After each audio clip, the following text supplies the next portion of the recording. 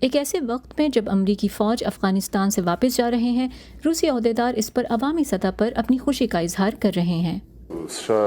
امریکہ صرف افغانستان سے اپنی فوجیں ہی واپس نہیں لے جا رہا ہے، وہ عملاً اپنے 20 سالہ مشن کی ناکامی کو تسلیم کر رہے ہیں۔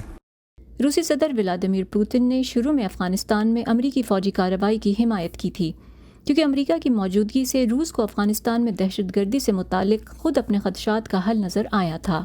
لیکن امریکیوں کے انخلاء کے آغاز کے بعد تجزیہ کاروں کا کہنا ہے کہ کرملن کو عیاں طور پر تشویش لاحق ہے کہ نئی لڑائی اور پناہ گزینوں کی بڑی تعداد پڑوس کے وسطی ایشیائی ممالک تک پھیل سکتی ہے، جس سے اس خطے میں اسلامی انتہا پسندی پھیل سکتی ہے، جو کہ روایتی طور پر ماسکو کے زیر اثر ہے۔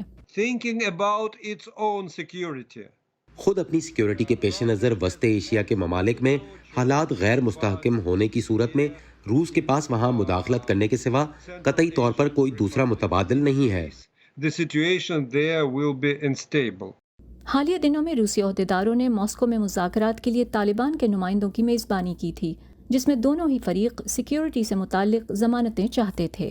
طالبان مذاکرات کاروں کا دعویٰ ہے کہ ان کے جنگجوؤں نے 85% افغان علاقوں پر قبضہ کر لیا ہے، لیکن انہوں نے تاجکستان جیسے روس کے فوجی اتحادیوں پر حملوں کو خارج از امکان قرار دیا، جن کے ساتھ ماسکو کا مشترکہ سلامتی کا معاہدہ ہے۔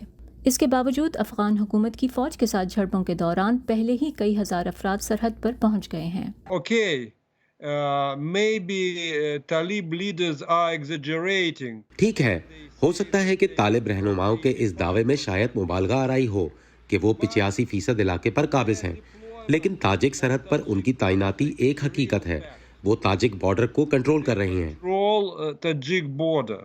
سیاسی مبصرین نے کرملن کے ایک ایسے گروپ کے ساتھ مذاکرات کو ستم ظریفی سے تعبیر کیا ہے جسے اس نے باضابطہ طور پر دہشت گرد تنظیم قرار دیا تھا، جبکہ دوسری طرف وہ الیکسی نوالنی کی اینٹی کرپشن فاؤنڈیشن جیسی روس کی حزب اختلاف کی تنظیموں کے خلاف انتہا پسندی کے مفروضے کے الزام میں پکڑ دھکڑ کی مہم چلاتا ہے، جو بہت سے لوگوں کو اس کے ارکان پر آنے والے پارلیمانی انتخابات میں حصہ لینے پر پابندی عائد کرنے کا بہانہ لگتا ہے۔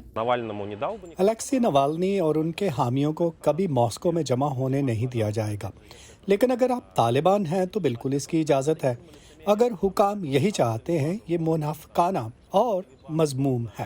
حتیٰ کہ طالبان تک کو وہ سب کرنے کی اجازت ہے جو کرملن کے سیاسی مخالفین نہیں کر سکتے۔ روس نے 1980 کی دہائی میں افغانستان میں 10 سالہ طویل ہلاکت خیز جنگ لڑی تھی، جس کا انجام شکست پر ہوا تھا۔